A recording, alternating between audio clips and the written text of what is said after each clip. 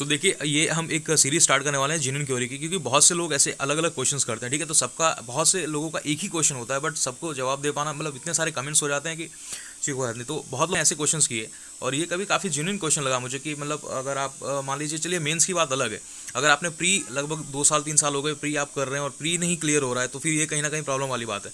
At least pre आपका clear जरूर होना चाहिए, क्योंकि प्री में ना ही इतना कंसेप्ट भी यूज़ नहीं होता, क्योंकि आपको एक, अगर आप इतनी प्रैक्टिस, बट क्यों नहीं हो रहा है इस पर हम अभी डेप्थ में बात करेंगे। उससे पहले मैं आपसे कहना चाहता हूँ, अगर आपने इसको सब्सक्राइब नहीं किया तो सब्सक्राइब कर लीजिए और लाइक कर दीजिए, ठीक है।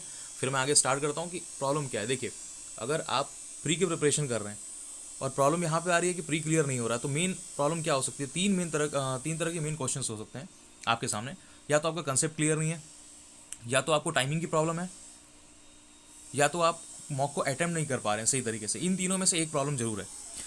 तो हम तीनों पे एक एक करके बात करेंगे कि क्या प्रॉब्लम हो सकती है। देखिए, शुरुआत कहाँ से करनी है? आपको शुरुआत करना है कि आप जो मॉक टेस्ट, आपने अब तक जो मॉक टेस्ट दिए हैं उसको उठाइए, ऊपर टाइमिंग देखिए। सबसे पहला चीज़ आप टाइमिंग देखिए कि एवरेज बच्चों ने कितने देर में उस क्वेश्चन को अटेम्प्ट किया और आपने कितने देर में उस क्वेश्चन को अटेम्प्ट किया। फिर हर क्वेश्चन का एक टाइमिंग लिखिए कि हाँ, ये पर्टिकुलर क्वेश्चन है जो मैंने एवरेज से जल्दी कर लिया और जो मैंने एवरेज से लेट किया या फिर काफ़ी लेट हो गया।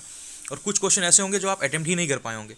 इसका मतलब कुछ क्वेश्चन ऐसे होंगे कि आप वहाँ तक पहुँच नहीं पाए, और कुछ आप पहुँचे बट अटेम्प्ट नहीं कर पाए। इसमें क्या होगा कि आपको इसमें डिफरेंशिएट कर, यहाँ से आपको पता चलेगा कि कौन से क्वेश्चंस में आपके कंसेप्ट क्लियर नहीं है। मान लीजिए कई ऐसे क्वेश्चंस हैं कि आप गए, आपने 1 मिनट वेस्ट भी किया बट वो नहीं हुआ, 1 डेढ़ मिनट 2 मिनट लगा दिया बट नहीं हुआ। इसका मतलब कहीं ना कहीं उस क्वेश्चन से रिलेटेड आपका कंसेप्ट क्लियर नहीं है। और ये पूरे के पूरे 35 के 35 क्वेश्चन नहीं कर, हालांकि कई लोग कर लेते हैं, बट एवरेज अगर देखा जाए तो नहीं कर सकते। 35 के 35 क्वेश्चन, मान लीजिए कॉन्ट हो गया या फिर रीजनिंग हुआ, तो सब में आप, रीजनिंग में तो फिर भी हो जाते हैं, कॉन्ट में आप नहीं कर पाते, ठीक है। तो इन सब चीज़ों पे आपको ध्यान देना होगा। अब इसमें भी 3 3 पोर्शन आ जाएंगे आपको, इंग्लिश हो गया, कॉन्ट, रीजनिंग। अब तीनों पे मुझे बात करनी पड़ेगी। हालांकि मैं कॉन्ट से स्टार्ट करता हूँ मेनली, क्योंकि कॉन्ट पे थोड़ा सा आप हैंडल कर सकते हैं इसको। अगर प्री के प्रोस्पेक्ट से देखा जाए तो ईजिली आप हैंडल कर सकते हैं। हालांकि मेंस की बात अलग है, मेंस में बहुत कुछ मायने रखता है, ठीक है। मेंस की बात मैं बिल्कुल भी नहीं करूँगा, मैं अभी प्री की बात पे।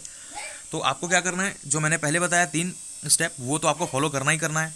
उसके बाद आपको क्या करना है, आप जब नोट कर लेते हैं कि हाँ, ये लेसन ऐसे हैं जिसमें मुझे टाइम लग रहा है, या फिर मेरा कंसेप्ट क्लियर नहीं है, या फिर मैं क्वेश्चन को समझ ही नहीं पा रहा हूँ, तो उसी अकॉर्डिंग आपको टाइमिंग सेट करनी है कि हाँ भैया, चलिए ये लेसन है और ये लेसन को मुझे इतने इतने टाइम में, किसी भी एक टीचर को यूट्यूब पे लीजिए, ठीक है। अब इतने सारे वीडियोस अवेलेबल हो गए हैं कि जिसकी वजह नहीं, आपको ईजिली मिल जाएगा। आपका पहले कंसेप्ट क्लियर कीजिए, उस लेसन को लीजिए, और उस लेसन के कम से कम जितनी तरह के टाइप वाइज क्वेश्चंस, काफ़ी बुक्स आते हैं, मान लीजिए किरण की बुक हो गई, एसएससी की बुक्स हो गई। इन सब में क्या होगा ना कि टाइप वाइज क्वेश्चन करने से आपका कंसेप्ट क्लियर हो जाएगा। हाँ, ये क्वेश्चन है, इन्हीं क्वेश्चन के टाइप बन सकते हैं, मैक्स में इतना बन सकता है, और आपने हर टाइप कवर कर लिया है। और बार बार प्रैक्टिस करने से क्या होगा, ऐसे क्वेश्चंस में देखिए, मैं ऐसे रिकमेंड नहीं करता, लेकिन क्योंकि आप शुरुआती दौर में हैं, नहीं आ रहा है, हो रहा है आपसे, तो कहीं ना कहीं ये प्रॉब्लम हो सकती है। इसलिए मैं एसएससी की किरण भी रिकमेंड करता हूँ कि उसमें टाइप वाइज क्वेश्चन है और कई क्वेश्चन तो रिपीटेड है, उससे आपकी प्रैक्टिस भी हो जाएगी। या तो अगर आपका कंसेप्ट क्लियर है तो मॉक टेस्ट भी काफ़ी आपकी प्रैक्टिस करा सकता है, ठीक है। तो इस तरह से आप इस चीज़ का कॉन्ट में थोड़ा सा हेल्प ले सकते हैं। इसके बाद मैं आता हूँ, हालांकि उससे पहले मैं और भी कुछ बता देता हूँ। और आप ये कर सकते हैं कि जब आप प्रैक्टिस कर रहे हो, जैसे मान लीजिए आपने एक लेसन उठाया, ठीक है, मान लीजिए आपने मिक्सर एलिगेशन ही लेसन उठाया और इस लेसन को आप कर रहे हैं, तो इसका मतलब ये नहीं कि आप सिर्फ इसी के क्वेश्चन कीजिए, नहीं, ऐसा नहीं है। आप इसके कंसेप्ट क्लियर कर रहे हैं, किसी टीचर से आप क्वेश्चन कर रहे हैं, वो बात सही है, लेकिन उसके साथ साथ जो लेसन आप कर चुके हैं, कम से कम डेली उसके भी 30 40 क्वेश्चन कीजिए, ताकि वो सब आपके जो कंसेप्ट है बार बार आपके माइंड में रिपीट होता रहे। नहीं तो क्या होगा, आप आगे करते जाएंगे और पीछे आप भूलते जाएंगे।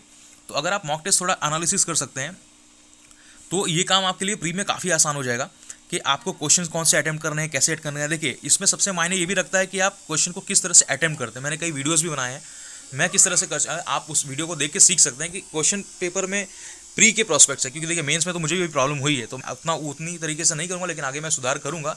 लेकिन प्री में आप काफ़ी कुछ सीख सकते हैं कि पेपर किस तरह से अटेम्प्ट करना है, और काफ़ी ज़्यादा एक्यूरेसी के साथ आप किस तरह से जो है अटेम्प्ट करके मार्क्स गेन कर सकते हैं। एटलीस्ट प्री तो आपका क्लियर होगा ही होगा इस कंपटीशन के माहौल में भी। हालांकि काफ़ी ज़्यादा कट ऑफ जा रहे हैं, बट फिर भी प्री तो क्लियर होना ही चाहिए। उसके बाद मैं बात करूँगा इंग्लिश की। देखिए, इंग्लिश में क्या करना है आपको, इंग्लिश का एक ही उपाय है, मैं लिटरली बता रहा हूँ। बैंकिंग में मैं भी नहीं, भी जो इंग्लिश स्टार्ट किया था, तो हालांकि वो देखिए, एक कॉम्पिटिटिव एग्जामिनेशन और एक बोलचाल वाले, दोनों में बहुत फ़र्क होता है। बट फिर भी अगर आप इस लाइन में आ चुके हैं तो आपका एक ही प्रॉस्पेक्ट सॉल्यूशन क्या है, वन स्टॉप सॉल्यूशन, कि आप रीडिंग कीजिए। आप उठाइए न्यूज़पेपर, दिन भर रीडिंग कीजिए। दिन भर कहने का मतलब है, मान लीजिए आपने इकोनॉमिक टाइम्स डाउनलोड कर लीजिए, टाइम्स ऑफ इंडिया डाउनलोड कर लो, सब कुछ डाउनलोड, जितने अभी ऐप्स हैं न्यूज़पेपर वाले, इंग्लिश न्यूज़पेपर वाले, आप सारे मोबाइल में ऐप डाउनलोड कर लीजिए। और बेकार के और भी जो नोटिफिकेशन आते हैं उनको बंद कीजिए, ताकि ये अगर नोटिफिकेशन आता है वो खोल के 5 मिनट ऐसे पढ़ा और एक आर्टिकल उठ के पढ़ लिया, ठीक है, 2 मिनट भी नहीं लगेंगे पूरे आर्टिकल को पढ़ने में। ऐसे करते करते आपको खुद नहीं पता चलेगा कि आपकी इंग्लिश कब अच्छी होने लगी, कब स्ट्रांग होने लगी। और जितना हो सके आपको क्या करना है, सेक्शनल लगाना है। आप न्यूज़पेपर पढ़िए। आप अगर शुरुआती दौर में हैं, आपको बिल्कुल समझ में नहीं आता, तो आप टाइम्स ऑफ इंडिया उठा लीजिए, इंडियन एक्सप्रेस उठा लीजिए, जिसकी लैंग्वेज थोड़ी सी ईजी होती है, उसका फ्रंट पेज रीड कीजिए। फ्रंट पेज हमेशा बहुत इंपॉर्टेंट होता है, ये बात हमेशा याद रखिएगा, फ्रंट पेज के बहुत मायने होते हैं। उसके बाद आप धीरे धीरे आर्टिकल स्टार्ट कीजिए, आर्टिकल्स में अपना टाइम लगाना चालू करिए, आर्टिकल को समझिए, आर्टिकल को किस तरह से पढ़ना है। मान लीजिए प्रीपोजिशन आता है तो आपको पता होना चाहिए कि भाई प्रीपोजिशन एक ऑब्जेक्ट लेगा, तो उसके बाद जो है प्रीपोजिशनल ऑब्जेक्ट होना चाहिए, ठीक है। स्ट्रक्चर्स पता होनी चाहिए, पार्ट ऑफ स्पीच पता होनी चाहिए। बट ये सब भी अगर आप नहीं करते तो टेंशन मत लीजिए, इतना भी अंदर नहीं घुसना है। अब अगर आप रीडिंग ही करते हैं ना, तो रीडिंग के बेस पे भी कम से कम एटलीस्ट आप मार्क्स गेन कर सकते हैं, ठीक, कोई भी एग्जामिनेशन हो, ठीक है। और अपने आप पे थोड़ा कॉन्फिडेंस रखिए। देखिए आरआरपीओ मेंस में मुझसे भी यही गलती हुई कि मैंने इंग्लिश पे कॉन्फिडेंस दिखाया, हालांकि मेरा इंग्लिश बहुत बढ़िया था, फिर भी मुझे ऐसा लगा काफ़ी ज़्यादा मैं गेन कर लूँगा हिंदी में, बट हो गया धोखा, ठीक है। तो सबसे पहले तो मुझसे भी मुझे खुद को भी सीखना, और आप भी सीखिए कि अपने आप के ऊपर कॉन्फिडेंस पहले रखिए कि नहीं, अगर मैंने किया है तो होगा, ठीक है, नहीं तो धोखा हो जाएगा जैसे हो गया मेरे साथ। तो इस तरह से कॉन्फिडेंस रखिए और रीडिंग करते रहिए। इंग्लिश का मैं यही कहूँगा, और सेक्शन लगाइए। आपको प्रॉब्लम मैं जानता हूँ कहाँ पे होगी आगे, मेन आपको जो प्रॉब्लम होगी वो होगी पैसेज में। तो पैसेज का क्या है कि आप डेली 2 से 3 पैसेज की प्रैक्टिस कीजिए, है ना। बहुत सारे फ्री में, कहीं भी पीएम में, हॉलीवुड पर, हाँ, गाइडली पे, हर जगह आपको फ्री में मिल जाएगा। कम से कम डेली 3 पैसेज आप अटेम्प्ट कीजिए। उससे क्या होगा, आपको पैसेज किस तरह से अटेम्प्ट करना है सब कुछ आपको, हालांकि मैं अलग अलग वीडियोस बना दूंगा इस पर, हाँ, लेकिन फिर भी आपको आइडिया लगता जाएगा, गलती करते करते करते करते सीख जाएंगे आप, ठीक है।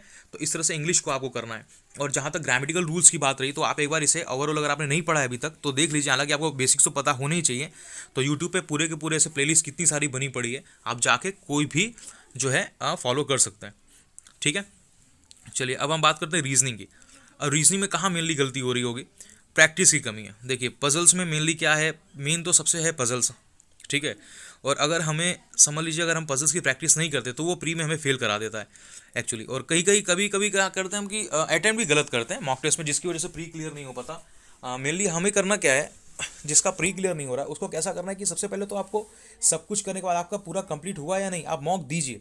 मॉक देने से आपको आइडिया लगता रहेगा कि हाँ कितना हुआ है, मैं क्या कर पा रहा हूँ, क्योंकि मॉक देते देते आपको समझ में आ जाएगा क्या चीज़ पहले अटेम्प्ट करना है, किसी से मेरे मार्क्स बढ़ रहे हैं, किसी से मेरे मार्क्स नहीं बढ़ रहे हैं। और ये सब चीज़ें करते करते आपको आइडिया लग जाएगा कि पेपर किस वे में अटेम्प्ट करूँ तो मेरे मार्क्स ज़्यादा से ज़्यादा। जैसे पहले मिसलेनियस कर लेना है, ठीक है, आपका कोई स्ट्रॉन्ग, सबका अलग अलग स्ट्रॉन्ग पॉइंट होता है, वो आपको मॉक टेस्ट देते देते ही पता चलेगा। ये सारी चीज़ें मिलके फिर आपको ये प्री क्लियर करवाएगा, ठीक है। कहीं एक छोटी सी मिस्टेक्स हो रही होंगी इसलिए वो क्लियर नहीं हो पा रहा होगा, और यही आपको दिक्कत कर रहा है। और अगर आप थोड़ा सा नर्वस और स्ट्रेस लेके भी करेंगे तो भी वो दिक्कत करेगा। और यही सब दिक्कत जो है हम लोगों के साथ मेनली होती है, कि होती थी, ठीक है, 1-2 में हुआ उसके बाद बंद हो गया। हालांकि यही चीज़ हम आपको बता रहे हैं अब कि कैसे जो आप इसे किस तरह से सही कर सकते हैं। आप क्या कीजिए, पजल लीजिए, पजल में टाइम सेट कीजिए। एक बार पहले देखिए टीचर ने कितने देर में उस पजल को कर दिया, हालांकि टीचर को तो टाइम लगेगा क्योंकि उन्हें समझाना भी होता है, ठीक है। आप देखिए जब आप कभी देखिए मेनली क्या, इसका एक बेस्ट तरीका क्या है, जहाँ पे लाइव बहुत करवा रहे हो ना वहाँ पे आप जाइए, क्योंकि वहाँ पे आपको पता चल जाएगा जब बच्चे लाइव दे रहे होते हैं कि वो बच्चों ने कितने देर में आंसर दे दिया और आप कितने देर में दे रहे हैं। तो उससे क्या कीजिए, आप एक दिन में क्या कीजिए, आप 2 टाइप में बांटिए। पहले तो मैंने काउंट का बता दिया इंग्लिश का, कि आपको चलो इंग्लिश का आज अगर आप इसका कंसेप्ट क्लियर कर रहे हैं तो पिछले भी आपको करते रहना है। और रीजनिंग में कैसे करना है कि मान लीजिए मिसलेनियस तो आपको डेली करना ही करना है। एक टारगेट बना लीजिए कि मिसलेनियस और कम से कम 10 पजल, ये तो मुझे करना ही करना है। और इसके सिवा क्या करना है, आपको डेली एक तरह का पजल उठाना है। मान लीजिए आपने फ्लोर बेस पजल उठा लिया, ठीक है। अब इसी के 10 क्वेश्चन आपको करने हैं, बिना 10 क्वेश्चन किए सोना नहीं है। इसके सिवा तो जो है वो है कि नॉर्मली जो हर तरह के 5 करने हैं वो अलग है, ठीक है। कम से कम मुझे इस टाइप के 10 क्वेश्चन तो मुझे डिलीट करने ही करने हैं। और हो सके जितना अगर आपसे बन सके तो आप सेक्शनल दीजिए। इसका सेक्शनल आपको बहुत अच्छे से प्रोवाइड कर देगा, क्योंकि आपको देखिए सेक्शनल में भी उसी हिसाब से उन्होंने दिया है क्वेश्चन कि इतने देर में इतने क्वेश्चन हो पाएंगे, और उस हिसाब से आप रेडी होकर अगर करेंगे तो सबसे बेस्ट है वो। तो ये सब कुछ चीज़ें हैं जो आपको आगे प्री क्लियर करवाने में मदद कर सकती हैं। और जो लास्ट और सबसे फॉरमोस्ट चीज़ है वो है आपको अटेम्प्ट किस तरह से करना है। हालांकि वीडियो तो मैं दे ही रहा हूँ लगातार बीच में, ठीक है। IBFC मैंने PO का भी नहीं दिया है, PO का दे दूंगा, SBI PO दे दिया है मैंने, SBI का अलग दे दिया है, ठीक है। तो आप अटेम्प्ट करने की स्ट्रैटेजी देखिए कि अगर आपको इंग्लिश भी अटेम्प्ट करना है तो किस तरह से करना है। कहीं की देखिए मेंस में देखिए मुझसे क्या गड़बड़ हुई यहाँ RRB PO मेंस में, कि मैंने PO मेंस में मैं अटेम्प्ट सही से नहीं कर पाया। कहने का मतलब मैंने कहीं टाइम ज़्यादा दे दिया, कहीं कम दे दिया, तो ये गड़बड़, अब ये सब एक्सपीरियंस से आएगा, और experience come from the bad experience, किसी ने कहा है ना, तो बस वही है। ठीक है, लेकिन प्री का तो इतना एक्सपीरियंस हो चुका है, आप करते करते 1 घंटे का पेपर है, आप आराम से कितना एक्सपीरियंस ले सकते, जिसको हद नहीं। ठीक है, आप इजीली प्री क्लियर कर सकते हैं अगर बहुत ज़्यादा प्रैक्टिस कर ली जाए, जब तक कोई अनकंडीशनल बहुत खतरनाक कुछ ना हो जाए तब तक।